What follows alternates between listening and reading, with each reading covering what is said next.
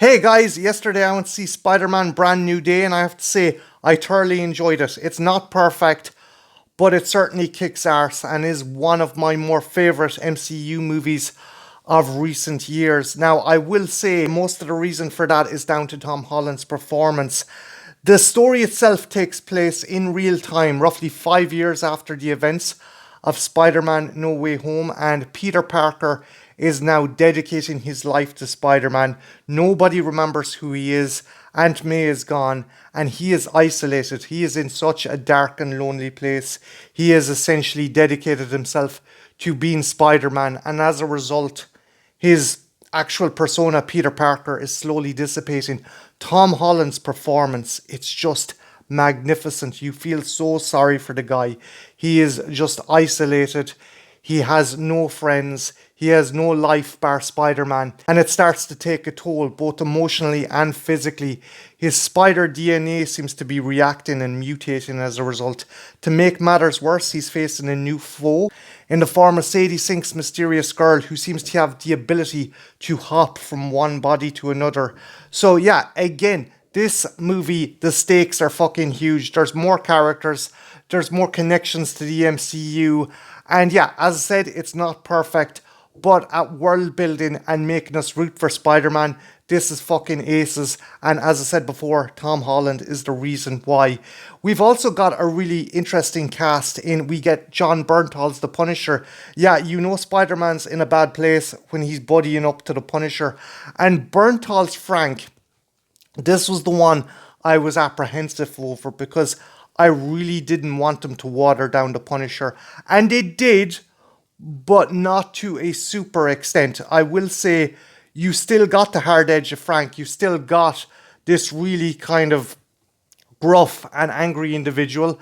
And the dialogue between himself and Spider-Man is excellent. Bernthal and Holland have this natural chemistry. They've worked together before in other movies, and you can really tell.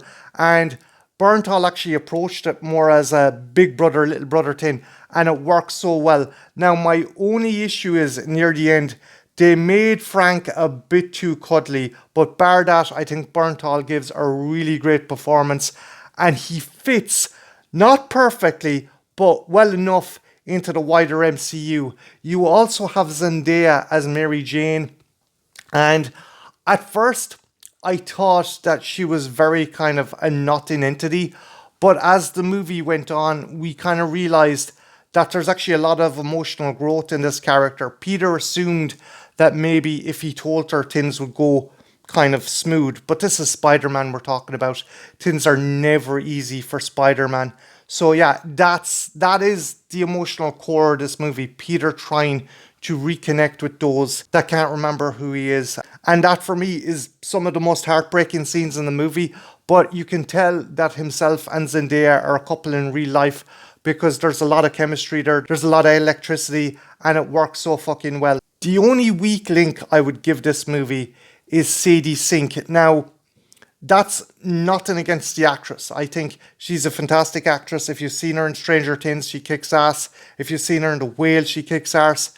But with this, the character, I don't want to explain my gripe too much because it may give away an element.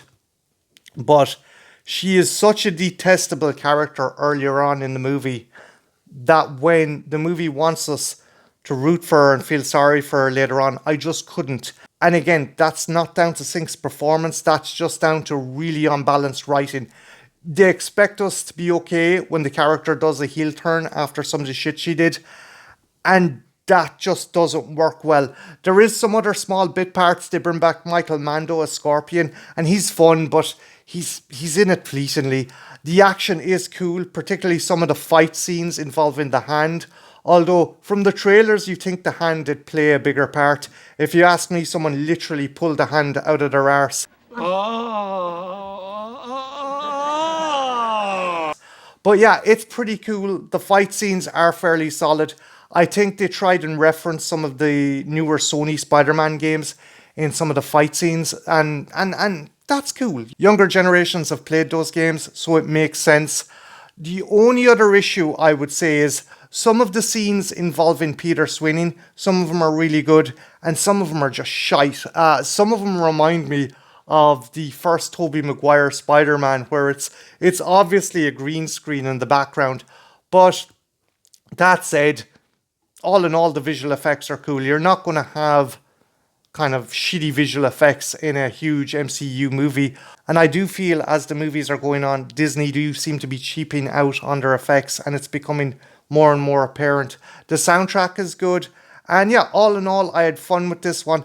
It's not perfect, but it is a good entry. And I do think Tom Holland is fantastic in the role.